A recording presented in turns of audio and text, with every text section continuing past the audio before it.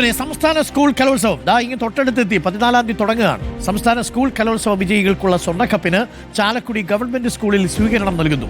ഇന്നും നാളെയുമായി ജില്ലയിലെ വിവിധ സ്കൂളുകളിലൂടെ സഞ്ചരിച്ച് സ്വർണ്ണക്കപ്പ് നാളെ ഉച്ചയോടെ കലോത്സവ നഗരിയിലെത്തും. ജെയ്സൺ ചാമോളപ്പിലുണ്ട്. ജെയ്സൺ ചാമോളപ്പിൽ സ്വർണ്ണക്കപ്പിനെ വരവേൽക്കാൻ തൃശ്ശൂർ ഒരുങ്ങിക്കഴിഞ്ഞു. വരവേറ്റു തുടങ്ങിയിരിക്കുന്നു അല്ലേ? Good morning. അരുൺകുമാർ, തീർച്ചയായും ഇപ്പോൾ ചാലക്കുടിയിലാണ് വരവേൽക്കൽ ആദ്യത്തെ ചടങ്ങ്. ഇപ്പോൾ ജില്ലാ കളക്ടറും അതുപോലെ തന്നെ ചാലക്കുടിയിലെ MLA സനീഷ് കുമാർ ചേർന്നാണ് ഇപ്പോൾ സ്വർണ്ണക്കപ്പ് ഏറ്റുവാങ്ങിയിരിക്കുന്നത്. വലിയ ആവേശത്തോടും സന്തോഷത്തോടു കൂടിയാണ്. എന്താണ് ഇപ്പോൾ ഇതിന്റെ ഒരുക്കങ്ങളൊക്കെ പൂർത്തിയായോ? തീർച്ചയായിട്ടും കലയുടെ മാമാങ്കത്തിന് തുടക്കം കുറിക്കാൻ പോവുകയാണ്. വലിയ ആവേശത്തോടു കൂടിയിട്ടാണ് ഈ സ്വർണ്ണക്കപ്പ് ഞങ്ങൾ സ്വീകരിക്കുന്നത്.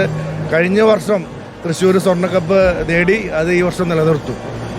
കഴിഞ്ഞ കുറേ ദിവസമായിട്ട് ഇതിന്റെ പുറകിലാണ്, ഉറക്കം പോലും ഇല്ലാണ്ടാണ് കളക്ടറുടെ പരിപാടികൾ എന്നാണ് പറയുന്നത് അല്ലേ? അതെ, നമ്മുടെ പ്രധാനപ്പെട്ട ഉത്സവമാണല്ലോ.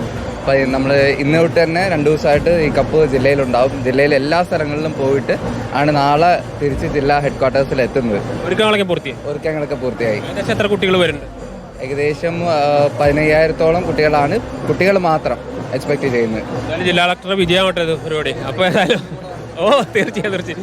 അപ്പോൾ അരുൺകുമാർ, അങ്ങനെ അതിൻ്റെ ഒരു ആവേശത്തിലേക്ക് പോരുകയാണ്. ഇപ്പോൾ ആദ്യ സ്വർണ്ണക്കപ്പ് കഴിഞ്ഞ തവണ ഞങ്ങൾ തന്നെയാണ് എടുത്തത്. ഇത്തവണ അത് ഞങ്ങൾ തന്നെ എടുക്കുമെന്നാണ് ഞങ്ങളുടെ നാട്ടുകാർ പറയുന്നത്. അതിൻ്റെ ആദ്യ പടി തന്നെയാണ്. ഇപ്പോൾ അതിർത്തിയിൽ നിന്ന് അത് ഏറ്റുവാങ്ങി ജില്ലയിലെ ആദ്യത്തെ സ്വീകരണ ചടങ്ങിലേക്ക് കാര്യങ്ങൾ എത്തിയിരിക്കുന്നത്. ചാലക്കുടി ഗവൺമെൻറ് സ്കൂളിലാണ് ഇപ്പോൾ ആ ചടങ്ങ് നടക്കുന്നത്. ജില്ലാ കളക്ടർ അർജുൻ പാണ്ഡ്യൻ, അതുപോലെ തന്നെ സനീഷ് കുമാർ MLA തുടങ്ങിയവരെല്ലാം ചേർന്ന് സ്വർണ്ണക്കപ്പ് ഏറ്റുവാങ്ങിയിരിക്കുന്നു.